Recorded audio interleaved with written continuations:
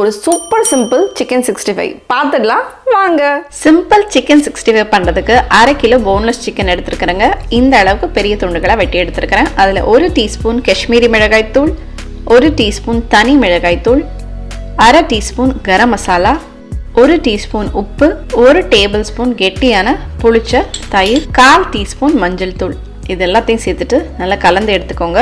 கடைசியா 1 டீஸ்பூன் இஞ்சி பூண்டு விழுது அதையும் சேர்த்துட்டு நல்லா டைட்டா பசைஞ்சு எடுத்துட்டு ஒரு 1/2 மணி நேரம் ஃப்ரிட்ஜில் வச்சு மேரினேட் பண்ண விட்டுடலாம். சிக்கன் 65 பண்ணுறதுக்கு சிக்கனை மினிமம் 1/2 மணி நேரம் ஊற வச்சு எடுத்துக்கோங்க. முந்தின நாளே ஊற வச்சிங்கன்னா நல்ல ஜூஸியான சாஃப்டான சிக்கன் 65 கிடைக்கும்.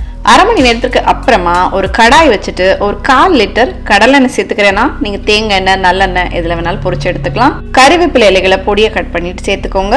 2 டேபிள் ஸ்பூன் கார்ன்ஃப்ளவர் மாவு, 1/4 டீஸ்பூன் உப்பு. கார்ன்ஃப்ளவர் மாவு சேர்த்துக்கிறதுனால அதுக்கேற்ற மாதிரி கொஞ்சமாக உப்பு சேர்த்துட்டு கொஞ்சமாக தண்ணியை தெளித்து சேர்த்துக்கோங்க. டைட்டாக தாங்க இருக்கணும், ரொம்ப லூஸ் ஆக்கிடாதீங்க. இந்த மாதிரி மசாலா சிக்கனோட நல்லா டைட்டாக பிடிச்சிருக்கணும். இப்போ நம்ம சிக்கன் ரெடி ஆயிடுச்சு. எப்பவுமே சிக்கன் 65 பொரிக்கிறதுக்கு முன்னாடி கார்ன்ஃப்ளவர் சேர்த்துக்கோங்க. ரொம்ப நேரம் போட்டு ஊற வைக்காதீங்க. எண்ணெய் நல்லா சூடானதுக்கப்புறம் மீடியம் ஃப்ளேமில் வச்சுட்டு ஒன்றா போட்டு பொரிச்சு எடுத்துக்கோங்க. 4-5 நிமிஷம் ஆகும் சிக்கன் பொரியறதுக்கு.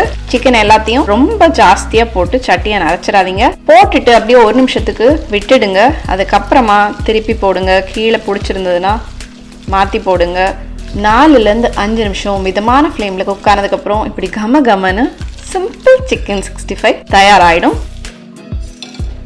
எண்ணெயில் சிக்கன் துண்டுகளை சேர்த்துட்டு 1 நிமிஷத்துக்காவது அதை அப்படியே விட்டுடுங்க. டிஸ்டர்ப் பண்ணாதீங்க. அதுக்கப்புறம் கலந்து விட்டுக்கோங்க, இல்லைன்னா மசாலா பிரிஞ்சு போயிடும். இப்போ மீதம் இருக்கிற சிக்கனையுமே பொரிச்சு எடுத்துக்கலாம்.